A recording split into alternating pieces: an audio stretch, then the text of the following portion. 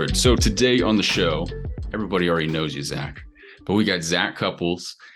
We did a podcast before COVID. It was like February or January, something before COVID, when I first started up the podcast, at least the first version of this podcast back in the day. And I took your human matrix way back when, your first one ever, right? We're calling it human matrix, correct? I can change that, but okay. I always wanted to call technically it's human matrix. I always want to call it movement matrix for some reason. I don't know, but that's alliteration. That's what it is. That's what it is. But I took your first human matrix. That's, I owe a lot to you, to be honest, just because I'd taken some PRI courses and you really helped me kind of connect the dots. Even though that was your first ever course, it helped me in so many ways, like try to bridge the gap to some training, and it was great. So I definitely owe a lot. I wouldn't be where I'm at right now without you and your course. So, thank you so much for that. But that said, before, enough gushy stuff, Zach, how about you hit us with the elevator pitch and let's get rolling. Yeah, sure. So, well, first off, I'm flattered. I'm honored to have guided you even just a little bit. And you're an amazing person, hard worker. So kudos to you, my friend. My name is Zac Cupples. I am a physical therapist, strength coach, educator. I wear two hats. I work at zaccupples.com on the internet. So I do a lot of remote consultations, online training, and I have a staff that also does that underneath me as well, where I basically work with people on improving a wide variety of issues. And then I teach other people, coaches, clinicians, how to do the same thing. The way I do that is either with mentoring or my seminar, Human Matrix, which basically the problem was, how do we take all of the complexities of movement and all the different systems and boil them down to the simple commonalities and create a way that we can impact a wide variety of people, both on the low intensity rehab side of things and the high intensity performance things, and create a consistent approach where we can utilize the same concepts in both of those areas to help our clients reach whatever their goals are, whether it's getting out of pain or performing at a high level. And that takes up a bulk of my time. And then I do see patients out in wonderful Las Vegas, Nevada, where I'm at.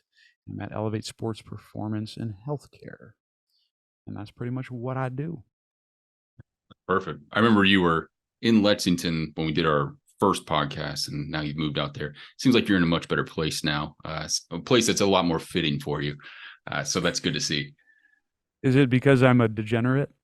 A degenerate? No, I think most, we could talk about Lexington degenerates, but that's a whole nother conversation. So we'll keep it at that. But that said, I see you, like, you're hiking, you're doing all that stuff. That facility is super nice. So, like, what's the population look like there? Is it kind of everything, or sports? What is it? Yeah, Elevate's great. We have a lot of golfers. That's a big population. I would say, like, we have golfers, and then we have just general population, people who have some sort of physical impairment of any kind, whether it's, they want to hike for longer periods of time or they have pain, and we basically help them restore their physical freedom. So whatever it is that they want to get back. And it was cool about our system is we have everything in house. So it's a one-stop shop where you can work with our trainers. If you got any medical stuff, we have physical therapists, chiropractors on staff. We have massage therapists to help with recovery, therapists, I should say. And then we have a nutrition coach on staff as well. So it's like, what we really wanted to do is create an all-encompassing way to help people, because a lot of times you can get far with one thing, but if you have a whole team helping guide you to your goals, you can just get that much greater of an improvement. So we've been doing some cool stuff. We've had some really cool cases that have passed through. Nice. Yeah, that's kind of how the place we were talking before, Sports Physical Therapy back in Seattle. Shout out to them. Wonderful place. Same thing, just like training, nutrition, massage therapy. We didn't have chiropractics, but, all the TPTs were able to, do the cracky and poppy on you if you needed to. So, but no, it was a great spot. But, we could, getting past the nice stuff, I want to start this off with a bang. Okay, with a question for you. So, as of late, I've seen a lot of YouTube videos and I've had a lot of clients or potential clients come to me asking questions, Q&As, all that stuff. And one of the big things they ask, and they may have tried a couple of exercises and they're not seeing results, they're not getting out of pain, normal YouTube stuff they do. When I try to help them, one of the first questions I'm getting hit with is they want me to assess visual and dental stuff on them right off the bat because they feel like they can't get the changes they need and they have to have this type of stuff. And I'll educate them a little bit. I'm like, hey, I can get pretty dang far below the neck if I need to. We might just need to adjust some of the exercise. Usually 99% of the time we're able to, but I'm curious in your facility and everything that you're doing, how much you're actually using cervical interventions, and if you think that it's something necessary for general population. There's a time and place for it, but I work with quite a few people who've gone a lot of places, tried a lot of different things, and even those people, and they've seen folks who do similar things to me or practice in a similar way, or they've tried the YouTube route themselves, and without a doubt, I would say 95, probably 97% of those people still do not have mastery of the basics, because the assumption is that, okay, I watched the video and I'm hitting the points the way I should, but it's hard for us to evaluate ourselves and how we're doing things, especially if it's not what I'm trained to do. We have our blind spots. And what I do as a physical therapist and a coach is I pick out those blind spots. And more often than not, truly hammering those basics leads to a big impact.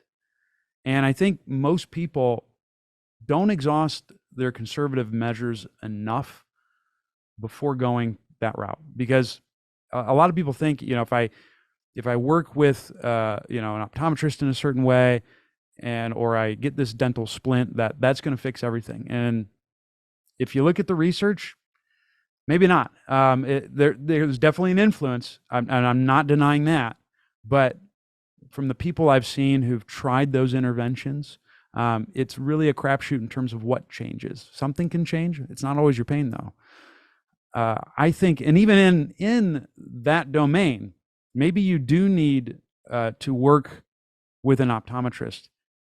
Maybe you do need some sort of dental intervention, but there are also conservative measures down both of those fields that I think a lot of people gloss over. If you want to get special glasses and do exercises with those glasses, but you haven't done any vision training with an optometrist, you're missing the boat. You have not exhausted conservative measures, and that will get people far. I have referred quite a few people for that and gotten some big changes for a variety of conditions, especially if you've had a history of concussions. Yeah, you should get that checked. Maybe, you think you need a dental splint, but do you have full dynamics and motor control of your tongue and your facial muscles? Myofunctional therapy. I've referred people for that, and that can make a profound impact. In fact, there was a case study I just put out on Twitter and all that other stuff that you do. I had a woman who complained of headaches. What else did she have going on? Ear fullness, neck pain, facial pain, all of these things. And so, someone might be thinking, we might have a cranial cervical patient or client. We probably got to do some stuff. I had her literally just do some orofacial exercises that were really easy. Neck range of motion was damn near full. Symptoms were significantly reduced. Didn't have to refer to anyone else. So even in those fields, there are conservative measures that should be tackled first. And that doesn't mean that you might not need a more aggressive thing, but the more aggressive things work better if you have a good foundation. On the flip side, one of my, she's my boss at Elevate. She had a sleep disorder, undiagnosed. I recommended she got a sleep study, had severe sleep apnea, ended up having surgery. And that was the right move for her. But it takes looking at all these other things. She had tried PT. She had worked with a functional medicine provider to try to improve her sleep. And she was on point with exercise, all of that. Then I was able to comfortably make the referral to someone who could determine whether or not this person was a surgical candidate. Most people don't do that enough. If you're not moving on a regular basis, you've not been coached to maximize your joint range of motion, control of your sensory systems, if you aren't doing sleep hygiene stuff, you don't have a good social network, you're not eating mostly whole foods, tackle those first before you start gambling, because with that stuff, it can be expensive gambles and it doesn't always pan out. Yeah, no, I completely agree. I guess if you could break this down, then give us the Zac Cupples hierarchy. Like, what? So you kind of said like sleep, nutrition, a couple of those other things. Like, how long should someone stick with something like that before they should maybe bring about these questions of like, all right, do I need to go see an optometrist? Do I need to go see a dental specialist? Like, what does that look like? Really depends on the person and the symptom presentation, because sometimes you might, if someone presents with a certain cluster of symptoms, you might escalate in one direction much quicker. Just like, if someone has chest pain, the chest feels heavy, they're getting pain down their arm, so on and so forth. Well, guess what? We're not going to, exhaust all conservative measures. You got to go to the ER.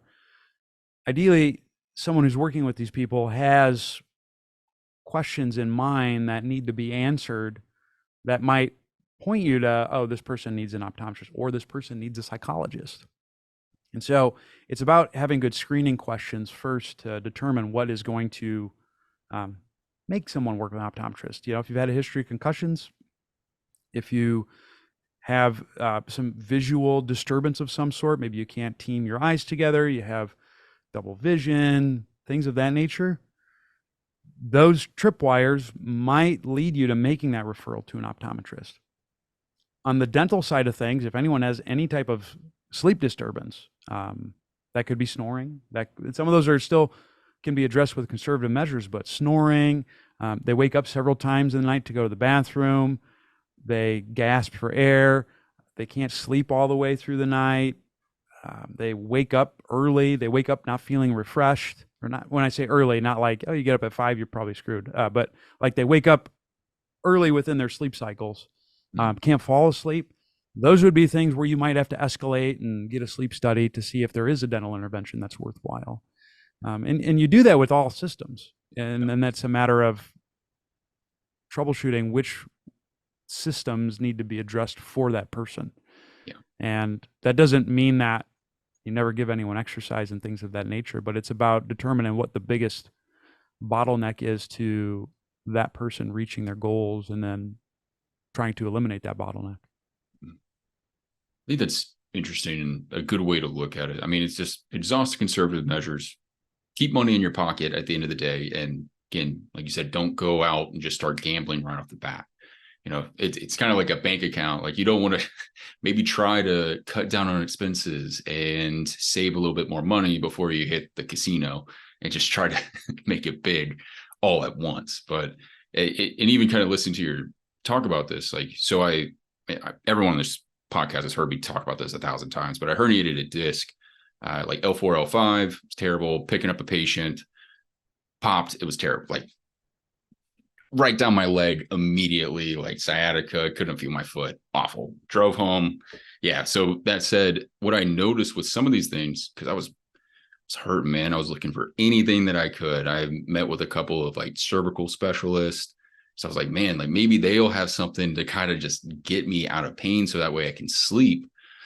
And one of the things I noticed is that, I've always had good vision. I've always had proper, ocular motor things, like skills. Everything was able to move properly. But with my herniation, I couldn't adduct my left eye anymore.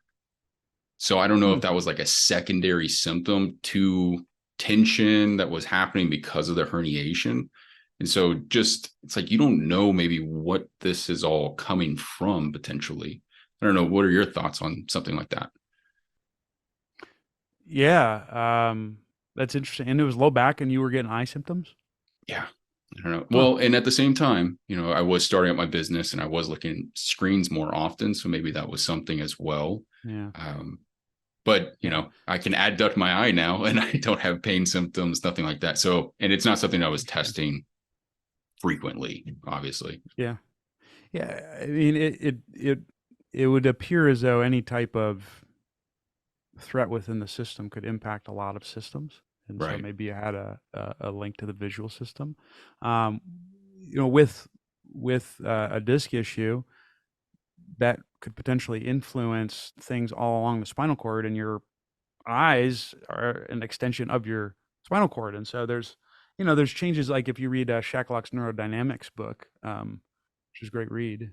He talks about looking at or using eyes within some of your neurodynamic testing as like that last bit to change motion within the system. And so it could be that your inability to adduct the eye was a protective strategy to limit the excursion um, of the spinal cord in the case of a disc issue.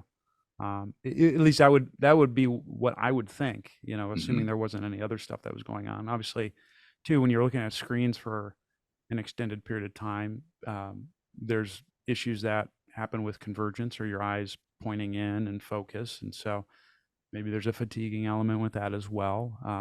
There can be a lot of factors. I've even had a buddy who had COVID, and he had some changes within his vision over a short period of time. Same thing, and I actually referred him to the optometrist to deal with that, to work on those eye skills. It's all connected. Basically, what I'm hearing is go get assessed, get assessed by someone before you Yeah, start doing crazy stuff.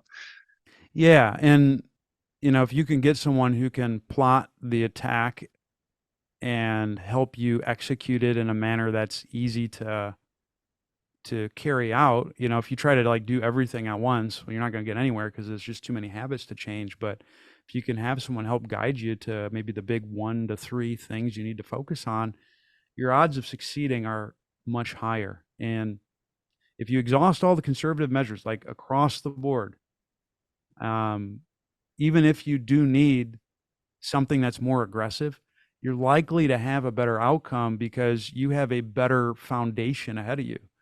It's like why I think doing rehab before you get a surgery is so huge, because you're doing everything in your power to get the joint in question or whatever it is you're getting done conditioned high enough. You're maximizing the space necessary so you create a good healing environment. And it's easier on the back end because the better shape you go into something, the you don't fall as far with the inevitable deconditioning that happens after you have a procedure.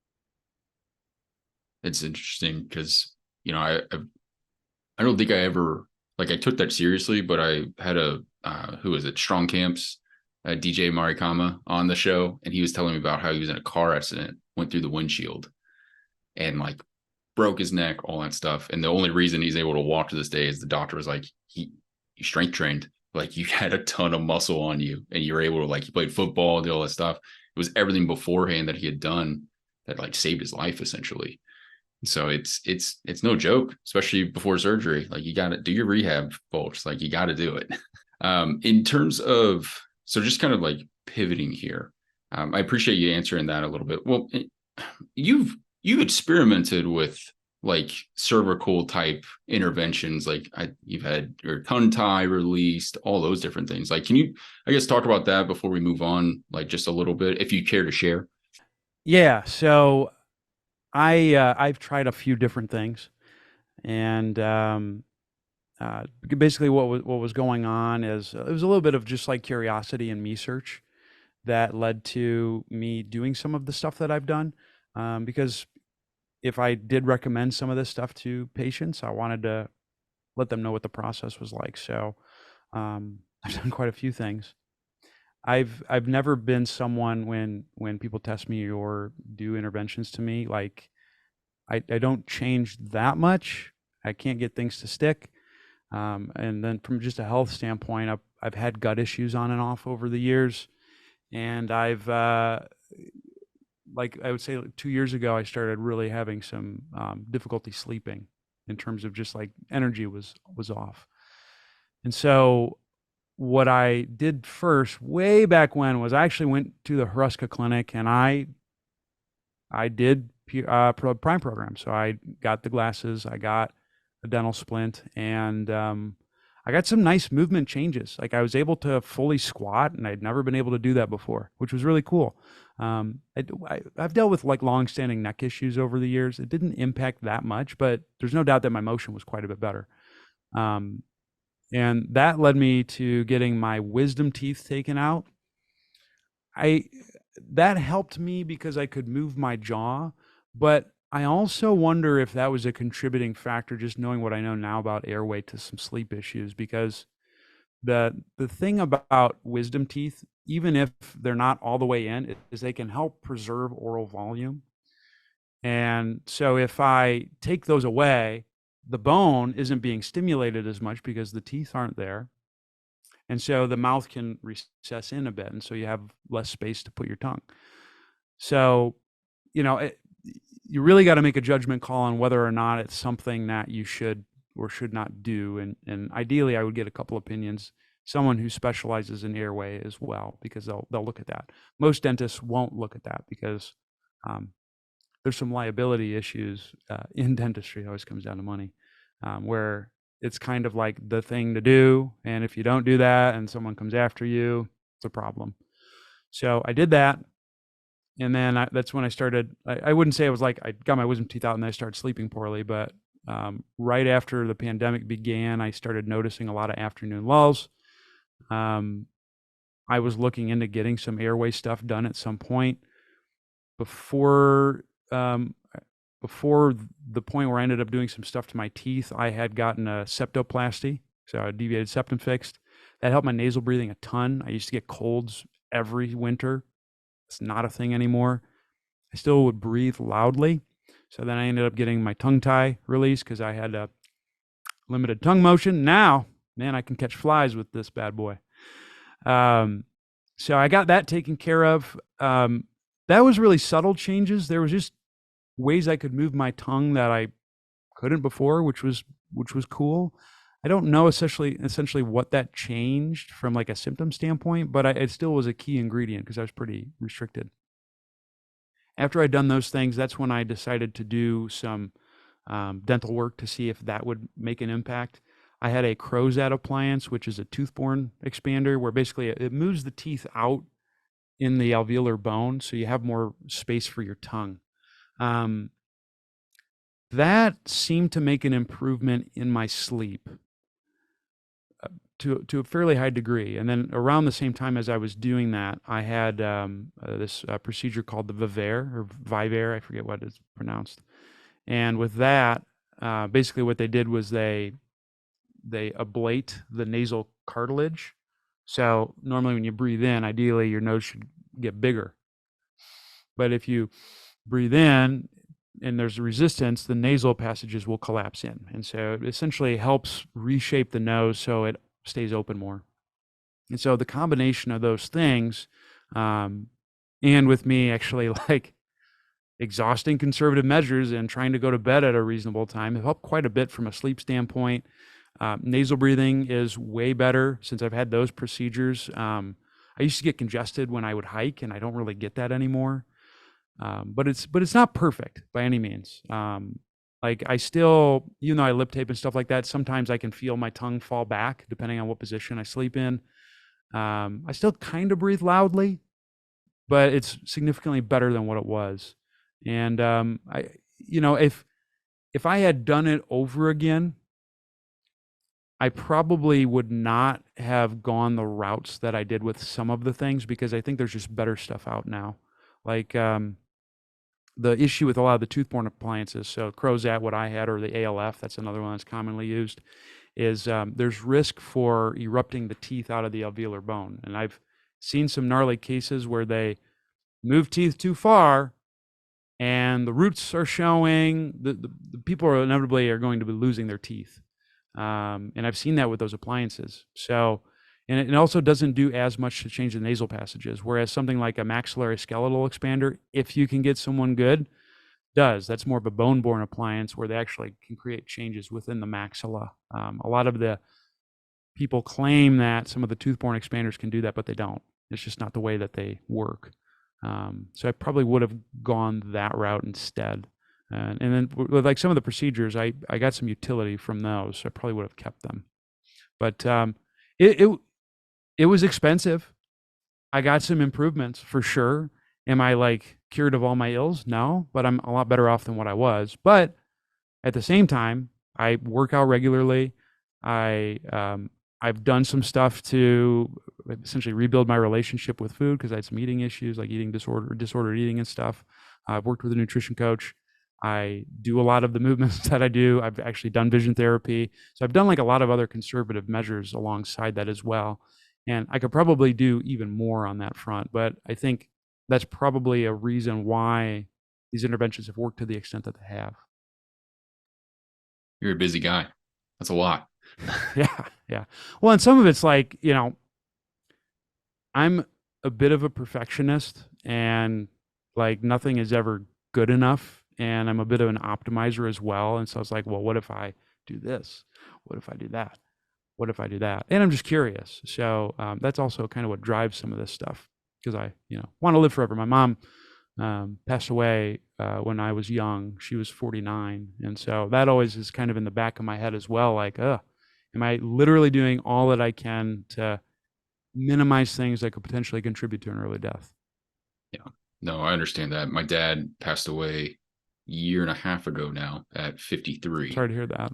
Jeez. Yeah, not fun, but had a Yeah. heart attack, and it's kind of the same mindset in some ways. You're like, like, what can I do? What can make this a little bit better? How can I stack the deck in my favor in Yeah. comparison? Granted, Yeah. he was a heavy smoker from like 14, smoked a pack a day, so that Yeah. that'll catch up with you real quick. Yeah. But yeah, no. On another note, trying to pivoting a little bit toward, I guess, just getting away from the cervical stuff. I really appreciate you sharing your experiences with that. I think it's Of course. extremely valuable to have someone like yourself, talk about these things, and you've done a lot of that. You have the experience, and you're also saying like, hey, this conservative stuff is the foundation. This is what sets that other stuff up for success, or they feed into each other. It's not like you just get a splint and you're a-okay, you're ready to go. But that's it. Getting into my next question, what would you say is like we haven't talked in a while, so I want to know, like, what are you getting into? Like, what's the new stuff? How are we upgrading, human matrix? And like, what would you say is like been really helpful for your practice and everything you're doing?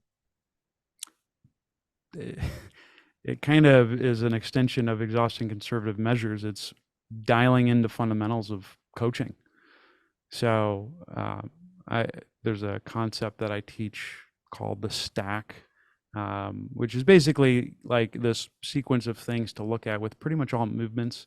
And if you can hit these components consistently with not just like low intensity breathing drills or other things that you and I may do, but also at higher intensity stuff, lifting, things of that nature, it generally does a lot of good things movement wise. And most people, I'm coaching movement professionals, they struggle with this stuff. So if you're not a movement pro and you're trying this because myself or Kyle has put out a YouTube video and you think you got it, like you might not. So a lot of it is just really emphasizing that. And even when I kind of think back to myself, like, oh man, that person didn't do well who I worked with, or oh, I should have done that. It usually comes down to addressing one of those fundamental pieces of the stack. And that's really what the seminar has become about, is it's just really fine tuning, coaching the fundamentals, and then looking at ways to basically get you 75, 80% of the way there. And then I think down the line, but I got to see more people. I have to continue to refine the process. I'm working on things where I can get that other 20%. I think one of the holes in my game, and it's just funny. It's like I've had a string of people recently who I think needed this, is vision and vestibular. So my plan probably the end of this year, beginning of next year, is to take some classes on some vestibular stuff, because I think it's just hole that I'm missing. And I've done vision therapy, and I work with Dr. Corrine Landerville in Vegas. She's brilliant. She's taught me some stuff from just like a low level vision stuff that I like. Just me not knowing that much, but making some improvements there has been quite impactful. So that's where my brain is at right now, learning this stuff. But it's still after I've taught someone all of those fundamental pieces, and I've gotten them really good with that. So since you have this on your mind, I've asked this to a couple people. I've done a program. It's called End Myopia by Jake Steiner. I don't know if you've ever looked into that. No, I'm not. He's a interesting guy. I think he had like -8 or 9 in each of his eyes. So like that's his diopters for the people listening. Like, so his contact, like the power that his contacts or his glasses would be at, which is not good. For reference, I've got -2 and -2.5, right? And that's, I can't drive without glasses, or I shouldn't, but I could. But that said, I did the program, and because I got up to like 4, and it was like getting progressively bad. I was like, what the heck is going on? Like, I had glasses in high school, kind of wore them, and then I started wearing them more frequently, and my diopter, like my eyes kept getting weaker. I was like, what the heck's going on? But his whole program is like, hey, like this is a muscle. You got to use it. You got to use your distance vision. And so the whole idea is to purchase contacts or a lens prescription for your glasses that's a power under what your eye should be at, basically. And so I did that, and I went from like 4.25, 4.75 all the way down to where I'm at now. I haven't seen progress since, but that's also about the time when I started being in front of screens all the time. So I haven't had really a chance. And I moved from beautiful Seattle, which has mountains and all these wonderful things that you can look at, to flat Ohio, which does not have beautiful things to look at. So I'm not using my distance vision as much. But I'm curious what your thoughts are for that. You do have Grater's ice cream though, so just that's huge. I'm not We familiar do. with the program, so go ahead. Oh, I was going to say we got Jenny's ice cream now, which is even better. Ooh, Yeah, they got one really? in Huh? Atlanta, Columbus. They had one in Columbus. That's where they started. So when you head out Okay. there, Yeah. you have to check it Yeah. out. But anyways, Ginny's. I'll have to write that down. Yeah. I'm not familiar with that program, so I can't comment on that either way. But to your point, again, just speaking with Dr. Landerville, there's a lot of people, if they are not being evaluated by someone who looks beyond just clarity of vision, a lot of people get overprescribed. And so, with someone who's got like -8, they're bringing everything really close so you can see. But then there's a lot of things that get sacrificed on that front, so peripheral vision and things of that nature. But there's several visual skills that you can train, just like anything else, where you can improve the dynamics of your eyes to maybe where you need less of a prescription, or in some cases, none at all. There's still a structural component, and so that cannot change, but you can change the functional component of the eyes. And so the sequence that she has taught me is making sure you can get peripheral vision first, and then you're looking at more focal vision, and then it's a matter of learning single-eyed visual skills like accommodation, which would be like being able to throw an eye far but then seeing it clear, and then teaming the eyes together. And if you can kind of work through that sequence in some way, you can make some changes. I mean, even when I haven't done a lot of the exercises that she had prescribed to me in some time, but I was able to retain a lot of the adaptations that I had gotten to where my prescription changed favorably. yeah. So, and I have good vision. I just wear stuff for the computer. So yeah, I mean, vision is a skill just like anything else, and just like lifting weights can make you bigger muscles, practicing your visual skills can alter the way you use your eyes and the mechanics needed to maybe where you don't need external devices to help you, to the extent that an untrained eye, see what I did there, may. I think one of the most interesting, like, because when I did the program, I was like, this is bullshit. Like, I don't trust this at all. And he's like, if you don't believe me, like, all you got to do is like make a peephole with your hand, and you look through it, And I did that without my contacts in, and I was like, holy shit, I can see everything. Like I could see like as far as possible. And I was like, what in the world is going on? So like, and it's something cool to kind of try for the listener here. But that's what really kind of changed the game for me. I was like, okay, like let me get into this a little bit more. And then he has some of the ones where it's like, you're getting your peripheral going, your single eye if you want to do that. But his big thing's just like, hey, like go outside and just use your distance vision as much as possible, because we're all here right now. And he's like quoting studies from, I think one of the major studies he's quoting is from Japan. And it's like, they did a huge study. You might have seen it. I can't remember the name of it, but it's like the teenagers in Japan. And over the course of the past like 30 years have all, since like devices have been utilized and everything in schools, they've all gone from majority of the population having 20/20 vision to like 60% of their teenage population having, some form of myopia. So it's pretty crazy. Well, you use the space that you work in. And so if I never see anything beyond here, Mhm. the visual system will adapt just like anything else. Yeah. So that would make sense to me. And that's one reason why I would never want to live in New York City, because Yeah. it's just everything's so enclosed and right up in front of you. Nothing against, I mean, I'm going there in a couple weeks, should be fun, but like I like the open space, and that's one of the things that I program for a lot of my clients on their off days is spend 20 to 60 minutes, no headphones, go for a walk, look at everything you possibly can as far as you can, and do not focus on you. And there's legitimacy to that. Yeah. And one of the exercises that optometrists will have people do to take a break from screens is the 20-20-20 rule, which is every 20 minutes, you should look for 20 seconds out about 20 feet, just so you get your eyes to relax. Because when you're looking at something up close, your eyes converge in, or they adduct, and then your ciliary muscle works on focusing. And so if that's on all the time and you never let that go, there's going to be adaptations to that.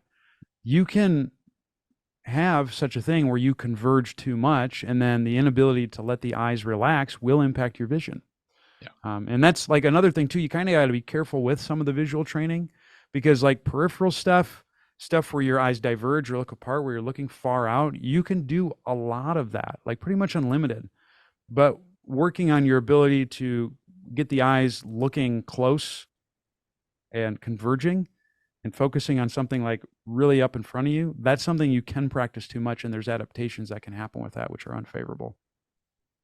What happens? I'm curious, like when you sleep with your vision and your eyes, like you close your eyes, like I imagine there's some form of relaxation, but I know that distance vision is relaxation. So I don't know. Do you know? I don't. It's not something I've looked into as Yeah. much. Yeah, I don't have a good answer for you. It's not something you really think about, but so next I question. I might have to, because Yeah, I'm I know. I That's like what I was learning thinking. I stuff was like like, there's that. got to be some form of relaxation, and I don't know. Anyways, um, eh, this just kind of makes me think about, like, I've had this thought in my head for a while where it's like, do we just have a job because of just modern society at this point? Like, do you think that if we were just all wild humans or something, that our bodies would probably be, we wouldn't see the ailments that we have at this point? It's probably hard to speak in black and white like that, but I feel like just a lot of the issues that at least I run into with my clients, just like, you're sitting too long, you're looking at screens too much, you're chewing soft foods, you're like, there's just all these different things that seem to just compound to the point where it's just like, it's too much luxury in some ways, for lack of better words. But yeah, I'm just kind of, I don't know. What do you think about that? I think the problems are different. You know, here's one thing to think about that we don't worry about as much is how many people died in the act of childbirth. We're not hunting out in the wild as much. So how many people are being killed by wild animals now compared to when we were hunter gatherers? Um, you getting an infection in the wild or breaking a bone, that could be the end of you.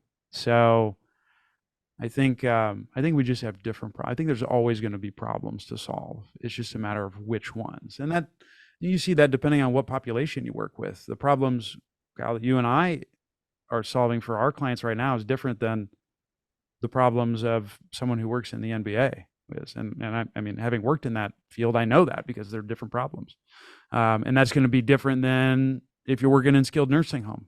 Mm-hmm. So I think if we didn't have the luxuries that we do now, we'd probably, like, if PT was still a thing. God, could you imagine me treating in a loincloth? But if PT was still a thing, Fred Flintstone style. it would probably be a lot. That's the the exclusive Zac Cupples content. Sign up ZacCupples.com. Link in the description below. Yeah. But my suspicion would be you'd deal with a lot more acute injuries and accidents and things of that nature, because when you're more active, those are the things that would likely become more problematic. But maybe some of the more chronic, I don't even know. Like, would you live that long? A lot of the issues that we have too is because we just live longer. Yeah. Like in certain eras of human existence, like, man, 30s was old. Mm-hmm. So there's a lot of diseases of aging that happen, and while we can slow them down, eventually, like, you're going to succumb to something just because of the repeat cell division over time. So, it's a good question though. I don't know what would be different, but I still think there would be issues. Well, there definitely were old people back then, for sure. I know I'm a big YouTube history buff, and there was a recent site of like Neanderthals and Denisovans, which are a new Homo species, basically, that came about. And yeah, super interesting stuff. I can send you some. I go way down these rabbit holes. But that said, one of the Denisovans, I believe, or maybe it was a Neanderthal, that they found had no teeth, and had no teeth for a really long period of time, to the point where this person became very old. And this is back, like, they're using stone tools at this point, like barely using stone tools.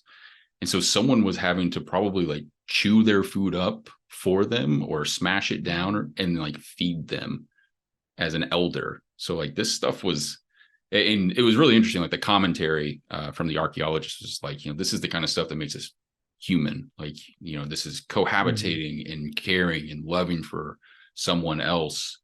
And like to the point where you're literally probably like pre-chewing their food for them. So, there were old people back then for sure. I'm going to have to start recommending that as a treatment before someone decides to get a splint or get a maxillary skeletal expander. If you haven't done that, then you're not ready. Exactly.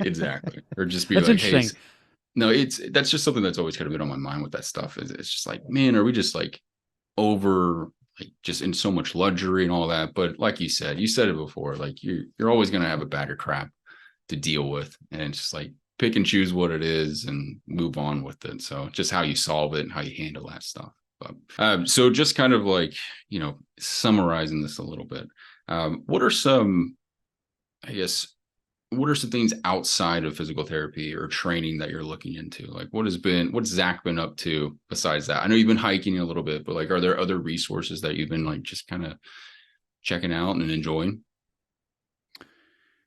From like a learning standpoint or a fun standpoint? Both, man, both.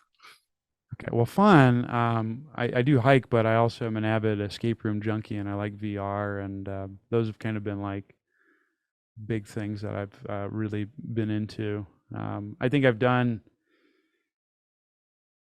almost 60 or 70 escape rooms since 2018. That was the first time I did one. Yeah, there was like a period of time for that. Like, I keep my win-loss record, and yeah, so we did one this. I did a staycation with my girlfriend, and we did one this past weekend. We got the dub. Bam! So I felt good about that. It's just fun though, because like it kind of caters to my, like, some of the fantasy kid stuff. I used to play video games way back when, but it's like you're present, focused on one specific task, and you can kind of just focus only on that. And there's that suspension of belief, which is kind of fun. And it's the same thing with virtual reality. Like that's a lot of fun as well.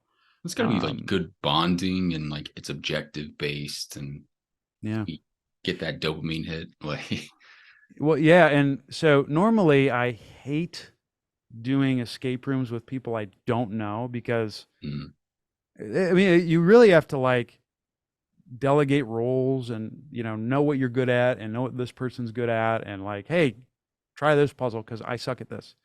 And we ended up doing one that had people who we didn't know. And so it's kind of like figuring out what people are good at. And like there were some people in the group that just freaking rocked it. And but it was a matter of like I remember there was one I had to like get this key out of a bottle and I just wasn't getting it. And the woman's like, well, you got to do this. And it's like, yo, you go do that. I'm gonna go find something that I'm good at. And so like that, it's cool to kind of figure that out. Like really read the other person in a less than an hour because you only got an hour to escape the room. So that's been fun. I've been doing that a lot, and I go out to eat a lot, which is a lot of fun too, especially living in Vegas. It's one of the nice things. So got a lot of those planned this upcoming weekend. And then learning wise, a lot of it has been what I do now, because like early in my career, I just took everything course wise, which I think is good when you know nothing. And not that I still know anything, but now the way I tackle problems is I have this specific problem and I find the person who has solved that problem and I pay them for their time and I learn that way. And that's been really helpful when it comes to physical therapy, training, things of that nature. So like this past year, I've worked with Tony Holler, who's a track coach. He's brilliant because I had a sprinter who we were kind of collaborating with.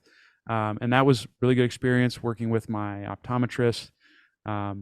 Like that, those have been quite helpful.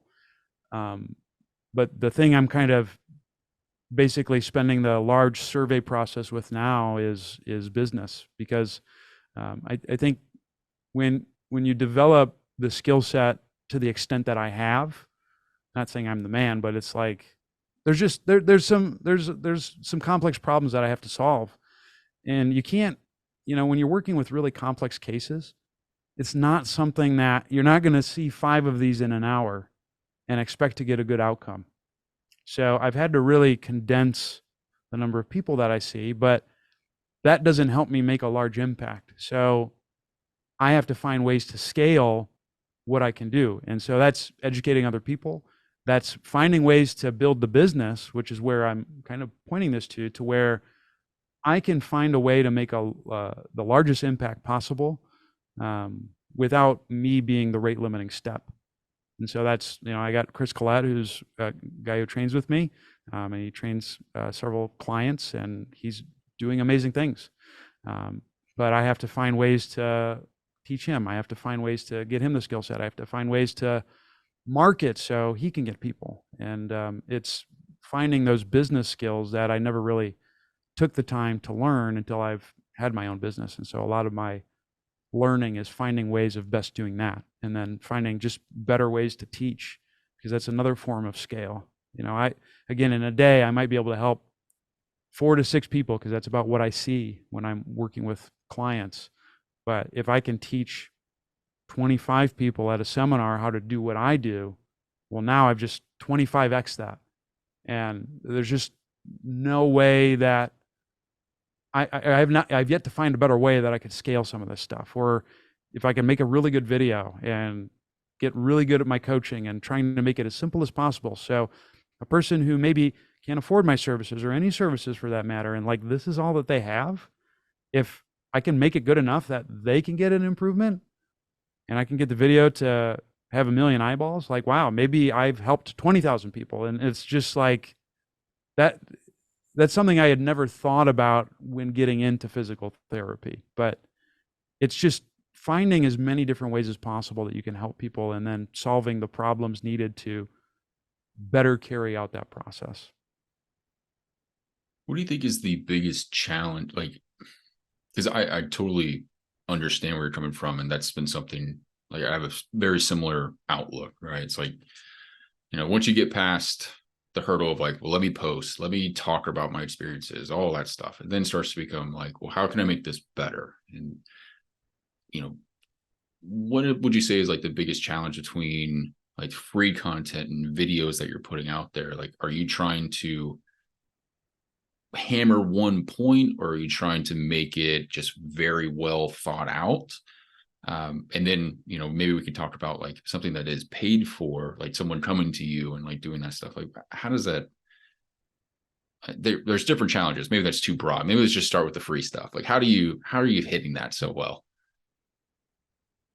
It's making it, it really comes back to a lot of the stuff that I teach in the seminar is, I'll make 5 different videos where I use the same exercises because those videos target similar things, but I have to frame the way it's targeting that thing to a specific problem. So like, I could have something about hip pain and something about shoulder pain, and they have the same exercise in them, but I have to meet that person where they're at, use the language that they're familiar with, and then bring them closer to where I think they need to be.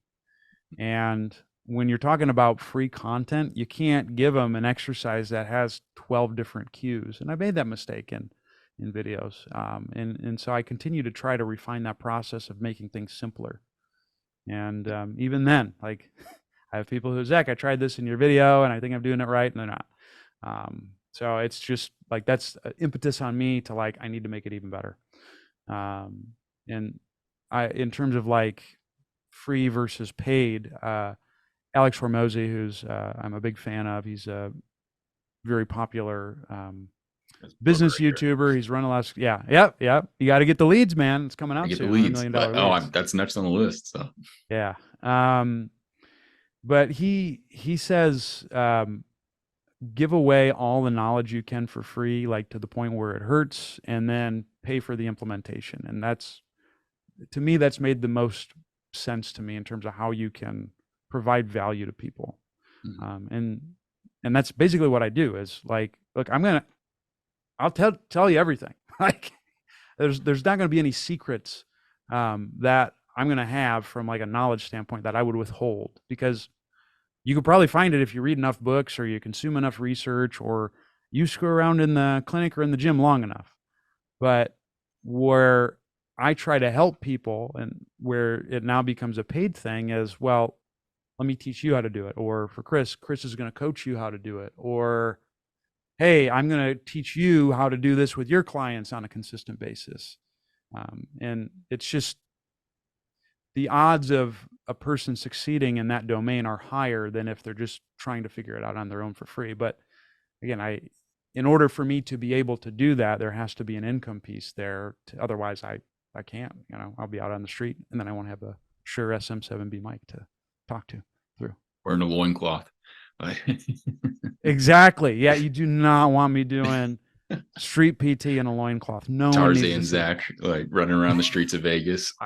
I got to work on my hair though, man. That's going to be the limiter. Hey man, you don't have to do the not in Vegas. You just do what you want. That's right. No, that's right. That's that's a good point. Like I think the big takeaway I got from that is just practice. And that's something I've noticed too. Like, I've made the same video about it, or I've talked about the same topic multiple times. And each time I talk about it, I get feedback.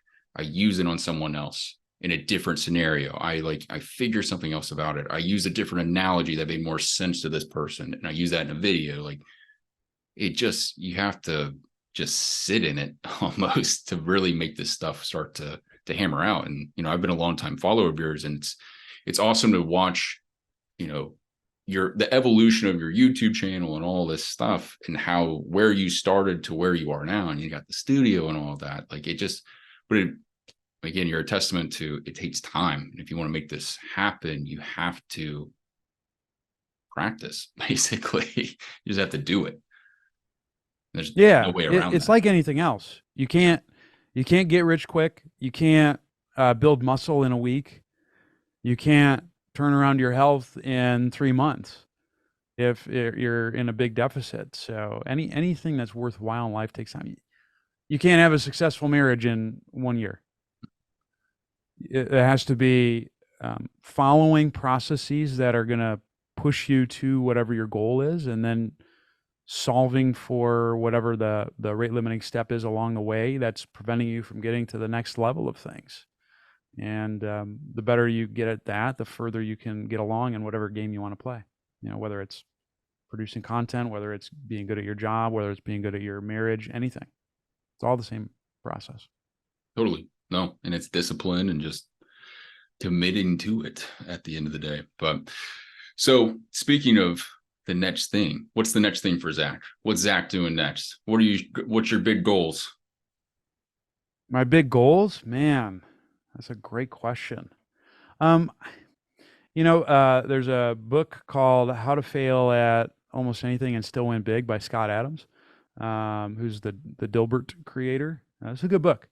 And he is very anti-goal and more about like just having really good processes in place. And then ideally those processes will help push you to whatever it is, the things that you want to do. And so I guess my goal would be refining processes right now to help continue to scale my ability to help people. So, that's continuing to refine my seminar.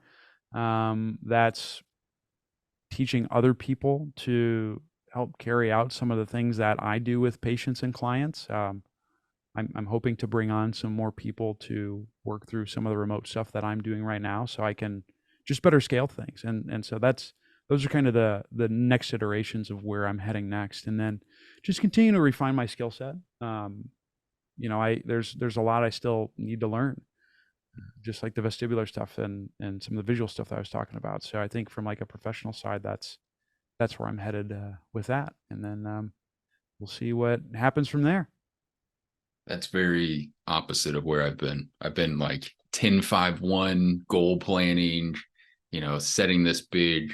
But I think you're probably at this point too where you have probably like a 10-year idea of where you want to be at. And then it's just like the processes. So like this past year, it's like I've already made the goals.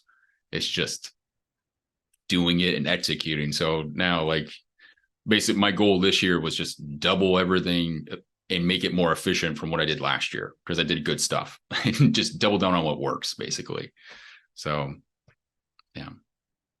Yeah. Well, and I think too, if being overly goal focused makes you not enjoy the process along the way. Because once you hit the goal, it's like, then what? See, I'm the opposite. Yeah, you're like, oh yeah, that's awesome. I'm like, cross that off the list with a big Sharpie. Like, I love that. Yeah, well, and so to be fair, I know I got like the gray background right now, but my whiteboards are there, and like anytime I wipe something off, it's like, oh yeah, that feels good. So I understand that. There's that completionist thing. I do think maybe this is a goal. Maybe I'm just arguing semantics at this point, but just continuing to refine processes that bring good things, I think is really impactful, and just continuing to analyze that and change that.